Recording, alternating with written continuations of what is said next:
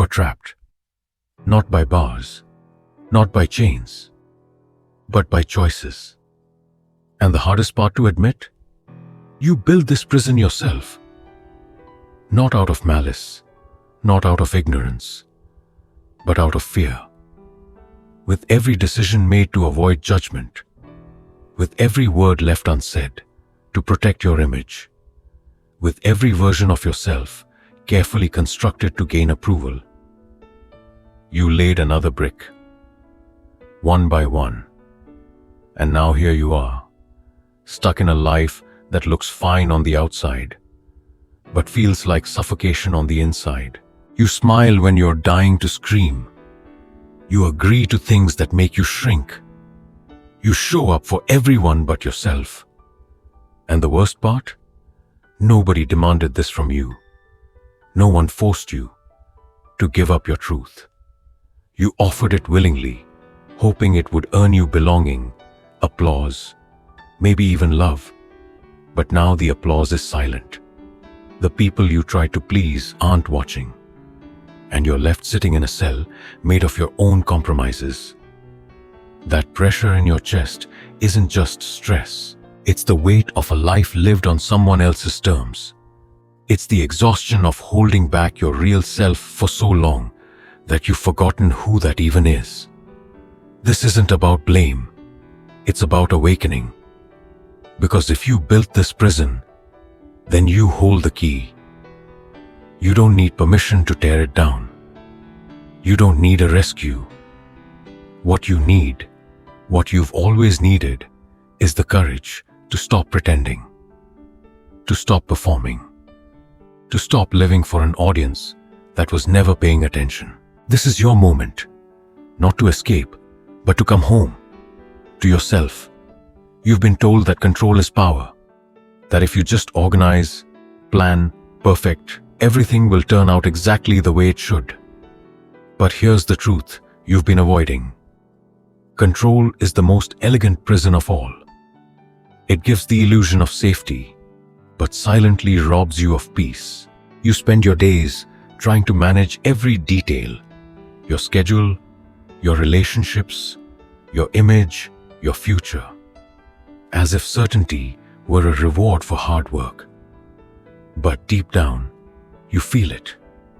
The tension, the anxiety, the gnawing voice that whispers, it's never enough. Because it isn't. The more you tighten your grip, the more life slips through your fingers. The more you chase perfection, the more exhausted and empty you become. Control doesn't calm the storm.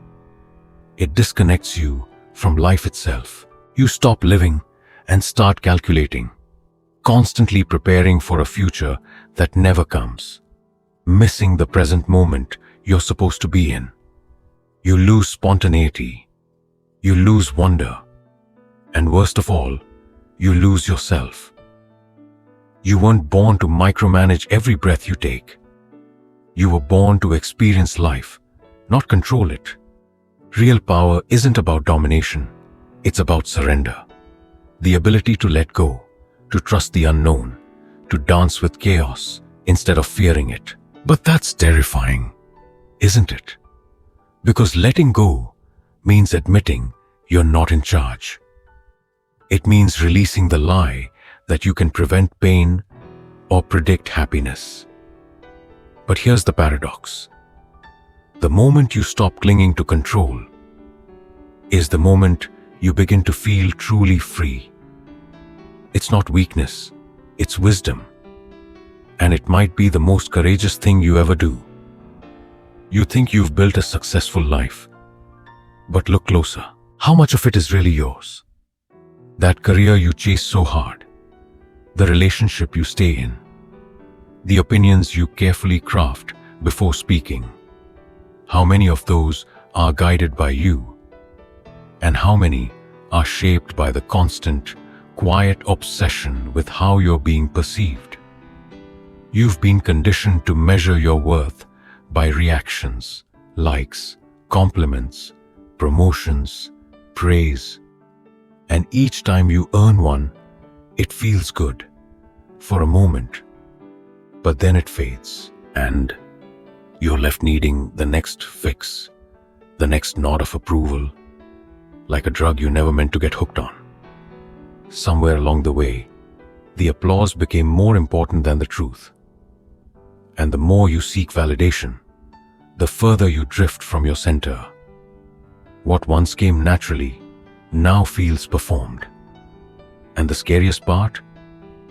You've become so used to acting, you've forgotten what it feels like to simply be. This is the slow erosion of authenticity, not in one grand betrayal, but in thousands of tiny compromises. You don't lie, you just hide. Tone yourself down, round your edges, smile when you don't mean it. But deep down, your soul knows. It aches for truth, for expression, for freedom. Real identity doesn't need applause. It just needs space to breathe, to speak, to exist without fear of judgment. And that space can only be reclaimed when you stop chasing what was never meant to define you. You've been taught that letting go means not caring, that detachment is cold, distant, even selfish. But what if that's the biggest lie you've ever believed? Detachment isn't about apathy. It's about liberation. It's the decision to stop tying your worth to outcomes you can't control. To free yourself from the exhausting need to constantly prove, impress, and perform. It's the quiet courage to say, I no longer live for approval that was never mine to begin with. Michel de Montaigne understood this centuries ago, writing alone in his tower, away from the noise of society. He saw what most people still refuse to face, that we are not prisoners of circumstance, but of our desperate attempts to control what was never ours to command. And when that control slips, as it always does, we crumble, not because life is cruel, but because we built our identity on something unstable. But what if detachment is the key? The key to peace, to clarity, to self. Letting go doesn't mean giving up. It means finally showing up without the mask. It means loving people without needing them to validate you. It means creating, speaking, living. Not for applause, but because your soul demands it. You fear detachment because it feels like losing everything. But here's the paradox. Only when you release what doesn't define you can you finally discover what does. That is real freedom, not chaos, not indifference, just truth, the kind of truth that doesn't bend under pressure, the kind that can stand alone. And maybe, for the first time in your life, so can you. You think you know who you are, but take a deeper look. Strip away the roles, the expectations, the polished answers, and what's left? The truth is, most of us are living as versions of ourselves that were carefully constructed for survival. Over time, you learned how to be what others needed. What was praised, accepted, applauded. You became the achiever, the peacemaker, the strong one, the one who never complains.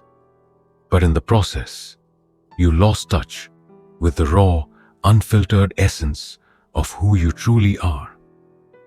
And now, when the world quiets down, you feel it, that hollow ache, that strange sense of not fully recognizing the person in the mirror. It's not because you're broken. It's because your identity has been shaped more by fear than freedom. Fear of judgment, fear of rejection, fear of simply being too much or not enough. You've performed for so long, you've mistaken the act for the self. But underneath the costume is someone real. Someone who remembers what it feels like to be whole. that version of you, the one that isn't trying so hard, is still there. Buried, maybe, but alive. The painful truth is this: if your identity depends on being accepted, then it was never yours to begin with. True selfhood doesn't beg to belong. It simply is. Fierce, flawed, free. You are not your resume, not your reputation, not even your relationships. You are something deeper, something unshakable. And maybe, just maybe, it's time to stop performing and start remembering. Because your real self isn't lost. It's waiting. And it always has been. You've done everything right, or at least everything they told you was right. You got the degree, landed the job, built the relationship, climbed the ladder. And yet, something feels wrong. Something feels missing. Late at night, when the noise fades and the masks come off, there's a voice inside you whispering, "This isn't it." Because here's the brutal truth. Success means nothing if it isn't truly yours. If the goals you're chasing were never chosen by your soul, then reaching them only leads to emptiness. You can spend your whole life climbing a mountain, only to realize you were on the wrong one the entire time. And when you finally reach the top, instead of joy, you feel disillusioned. Not because you failed, but because you succeeded at becoming someone you never wanted to be. How much of your ambition is rooted in desire, and how much in fear? Fear of disappointing your parents, fear of being left behind, fear of not being enough in a world obsessed with more. Real success has nothing to do with how it looks to others. It's how it feels to you. It's waking up with peace, not pressure. It's alignment, not achievement. It's not the applause that matters. It's the quiet, steady knowing that you don't need to abandon everything that reflects your truth, but you do need to question it. Whose dream are you chasing? Whose standards are you trying to meet? You owe it to yourself to find out. Because success that costs your soul was never success at all.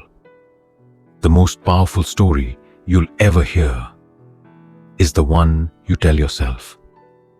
Not out loud, not to the world, but in the quiet moments when no one else is around. That's the story that shapes you. It defines your identity, your choices, your limitations, and your dreams. And yet, most of us never realize we didn't even write that story ourselves. We inherited it from our families, our culture, our past mistakes. Stories like, "I'm not enough. I'll always be this way. People like me don't succeed." And we believed them. We lived by them. But what if you could rewrite it? What if, instead of being the victim in your story, you chose to become the author? You see, identity isn't fixed. It's fluid, evolving. And the story you tell yourself about who you are will either confine you or set you free. If you keep replaying old narratives of failure, fear, or shame, you'll keep reliving them. But if you dare to change the script, to tell a story of growth, courage, and possibility, your entire reality begins to shift. You are not just living a life. You are narrating it, moment by moment. And with every word, every belief, you're setting the tone for what comes next. The future isn't written in stone. It's written in self-perception. So ask yourself, what kind of story am I telling? And more importantly, who gave me the pen? Because today, you can take it back. You can stop reciting the script someone else wrote for you. And you can begin, right here, right now, to write a story that finally feels like home. Stories are more than entertainment. They're rehearsal. Every time you lose yourself in a novel, a film, a daydream, you're not just escaping reality, you're exploring it. Safely, boldly, you're testing out identities, making decisions without consequences, facing fears without real danger. Fiction becomes a kind of emotional simulator, a mirror where you can confront what you long for and what you fear most. It's why a character's pain can bring you to tears, or a fictional triumph can make you feel invincible, because somewhere inside, you recognize yourself in them. We often underestimate this power. But the stories we consume, and more importantly, the ones we imagine, become a sandbox for our truest selves. The courage you admire in a protagonist, it's yours, just dormant. The freedom they find at the end of their journey, it's calling to you. That's the secret nobody tells you. Fiction isn't fake, it's potential. In times of uncertainty, when real life feels suffocating, stories offer more than escape. They offer possibility. A glimpse of what could be if only you were brave enough to live it. And maybe that's the most beautiful and terrifying part. That your favorite characters aren't just entertainment. They're invitations. They're the voice whispering, "This too could be you." So when a story stirs something in your chest, listen. It might not be fantasy. It might be your future, waiting for you to believe it's possible. You've been taught to chase perfection, as if wholeness could be earned through flawlessness. You were told to clean up your story, to make it neat, polished, easy to understand. But life doesn't work like that, and neither do you. The truth is, your story has contradictions. It has detours. It has shadows you don't want to talk about and memories you wish you could erase. But those parts, those uncomfortable, messy, unresolved parts, are not what make you broken. They're what make you real. Somewhere along the way, you learn to hide your rough edges. You learned that vulnerability made people uncomfortable, that doubt was weakness, that pain had to be packaged with a happy ending. But that's not how human beings heal. That's how they perform. The most powerful stories aren't perfect. They're honest. They don't follow a clean arc. They unfold like real life, chaotic, raw, full of false starts and unexpected breakthroughs. And when you embrace that, when you stop trying to make sense of everything and instead just allow yourself to be confused, uncertain, in process, you finally breathe. This is where real freedom lives. Not in the tidy version of you that the world finds acceptable, but in the beautifully imperfect, ever-evolving truth of who you actually are. Because you are not a finished product. You are a living narrative. And the moments that don't make sense now, one day, they may become the exact pieces that give your story its power. So stop waiting to be perfect before you show up. Show up as you are, unfinished, unfiltered, and more than enough. You are not just living a story, you are writing it. And yet, most people move through life like spectators in their own narrative, reacting instead of creating, surviving instead of living. They wait for permission, for signs, for someone to tell them it's okay to take control. But the truth is, you've had the pen in your hand all along. Every decision you make, every belief you carry, every risk you avoid or take, it's all part of the script you're unconsciously writing. The question is it yours? Or are you still reciting lines handed to you by your past, your family, your culture, or your fear? The beauty of life is that there is no final draft. You can revise, you can edit, you can change direction. What you once called a failure can become the turning point. What you once buried in shame can become the core of your strength. Your story isn't over, not even close. And maybe the most powerful thing you can do is stop waiting for the perfect moment to begin and simply begin now. You are the author, not a side character, not an understudy. You don't need anyone's approval to start writing differently. All it takes is the decision to stop living on autopilot, to stop letting fear write your lines, and to start choosing, with intention, how this next chapter unfolds. So ask yourself, what kind of life do I want to write from this moment forward? Because the future isn't something you walk into blindly. It's something you create, line by line, with every bold, honest, human word you choose to live. You don't need to burn your life down to begin again. You just need to stop living someone else's version of it. The truth is, most of us are not trapped by our circumstances. We're trapped by the stories we've been told and the ones we keep repeating to ourselves. Stories about who we're supposed to be, what success should look like, and what's safe. But real freedom isn't found in perfection, approval, or control.